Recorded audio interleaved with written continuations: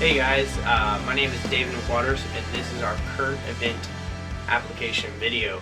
As a group, we decided to speak about managers' responsibilities and just apply some current events to those responsibilities and see how they really play out in the real world. We'll start off with Ling Chang Chen. It's going to talk about staffing, and then we're going to move from there, and Christy Bailey will actually take over and talk a little bit about the training responsibilities that managers have. From there, Cynthia Huff will speak about communication and maintaining a good communication with your team. And then Curtis Griffin will talk about terminations. And right after Curtis, I'll come back in and talk a little bit about business growth and how that applies to business today. So I hope you guys enjoy. Hello everyone. Today I want to talk about managers are responsible for staffing the business. In a small business, this includes creating job description and running advertisement for open position, reviewing resume and application, interviewing prospect employees, and hiring and firing. The manager oversees his staff, assuming they are trained properly, follow company guidelines and policy, perform the job satisfactorily, and receive feedback on a regular basis. Depending on the size of the company, the manager might also be responsible for a payroll function, including tying work hours and calculating pay and receiving check and checking vacation day and other time off. The current event I want to bring out about to you guys is how important is a staffing manager put in a role in any work field.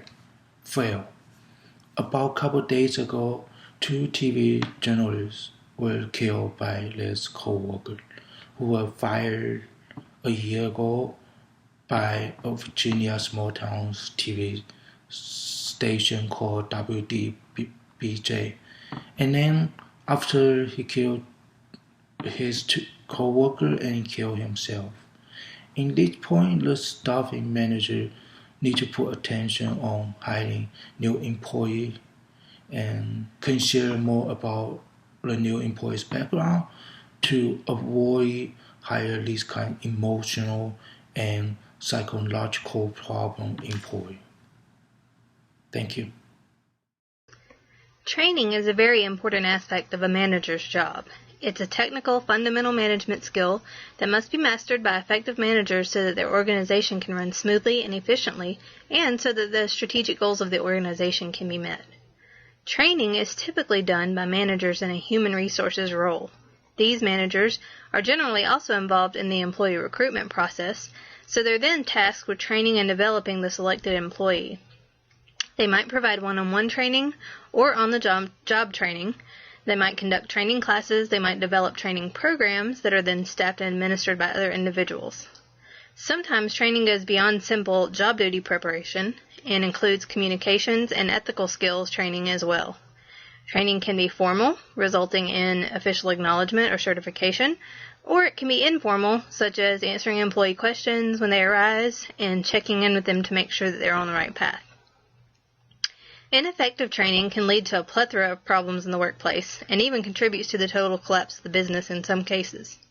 According to Businessweek magazine, the British charity called Kids Company was shut down on August 5, 2015 thanks to mismanagement, unethical behavior, and poor training of employees. One employee even stated that, quote, volatile, poorly trained staff members got into violent altercations with each other.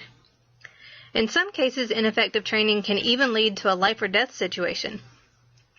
In 2014, the driver of a Walmart Stores Incorporated truck hit a limo carrying the comic Tracy Morgan, and he hit him seemingly because he was undertrained and undereducated on the importance of adequate sleep.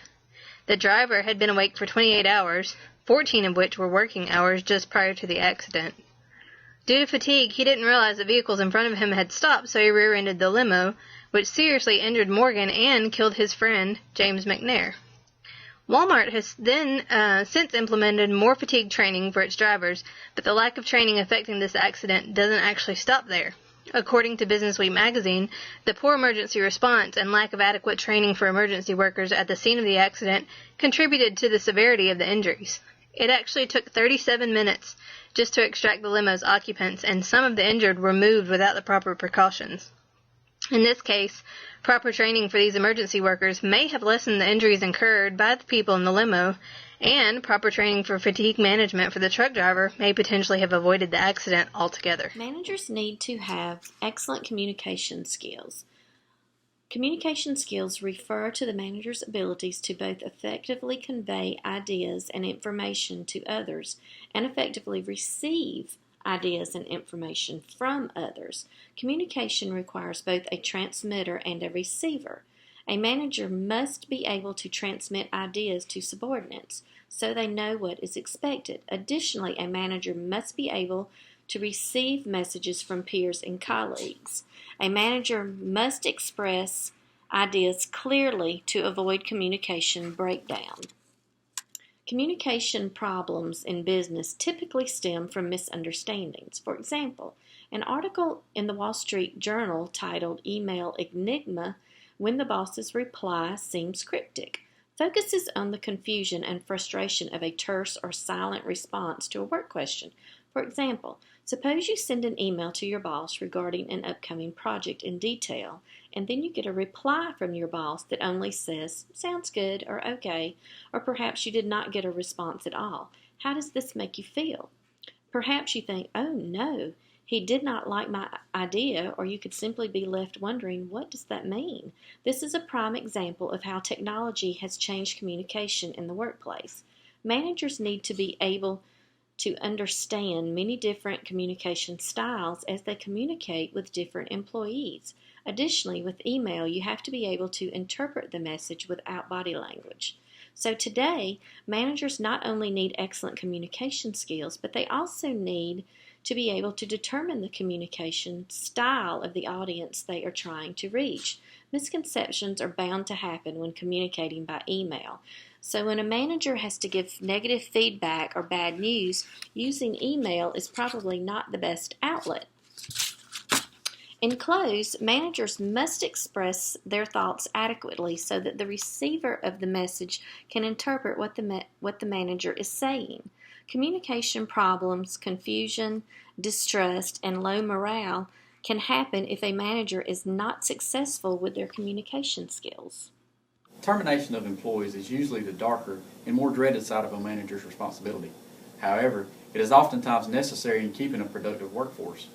There are different reasons to terminate an employee. It could be as simple as the employee is incompetent in performing their everyday assigned job duties and tasks. Reasons beyond the employee's control could be at play, as in the case of Malaysia Airlines. In May 2015, Malaysia Airlines announced that as many as 8,000 personnel could lose their jobs as the company had made plans to restructure after several years of declining profit. In this case, the employees had nothing to do with losing their jobs. Certain states such as Georgia are at-will employment states. This means an employer does not need to have a reason to fire someone, but if the employee decides to pursue the termination in court, the burden of proof is on the company to prove the discrimination was not the reason for the termination. Managers should be careful not to be named in a wrongful dismissal suit. In December 2013, Pacific Gas and Electric Company, PG&E, found itself on the losing end of a $1 million wrongful termination lawsuit. The judge presiding over the case found that the former employee had made a safety complaint in good faith, but the major reason for his termination was because he filed the safety complaint. PG&E plans to continue filing the judgment. However, this is a perfect example of PG&E not using proper procedure when terminating an employee. Not only is this a public relations nightmare for PG&E, but it also takes valuable time and resources away from other projects. Finally, companies should be careful when terminating contracted employees. There is the understanding that employees with contracts are less likely to be terminated than non-contracted employees. If an employee is dismissed when a contract is legal and binding, the manager could cause the company to be in breach of contract. This could cause the company to lose even more time and capital. Business growth is an essential responsibility of all business managers. All managers realize this, but few know really how to make this happen. In a competitive business environment, it is always helpful to find an edge. Some businesses may have a special product or service, but according to Inc.com, no matter what else changes in the business world, there will always be value in doing exceptional work in your core business. Quality cannot be beaten, no matter if you are selling a service or a product. Take Chick-fil-A, for example. The main focus of the whole company is to provide a high-quality experience for every single person who walks through their restaurant doors. They have done nothing but grow over the past years. And in 2014, Chick-fil-A reached a system-wide sales of $6 billion, and they are already seeing growth for this year.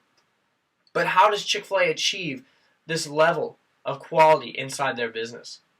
They put a high value on the responsibilities of staffing, training, communication, and termination when needed. They set a high bar of excellence for all of their employees. They start by getting the right people on the bus through staffing. Then they train their people effectively. And after that, they maintain a good, solid communication with their team. And if needed, they will terminate people to get the wrong people off the bus. This is how Chick-fil-A has used all of the manager's responsibilities that we've spoken about today to create excellence and to spur on business growth.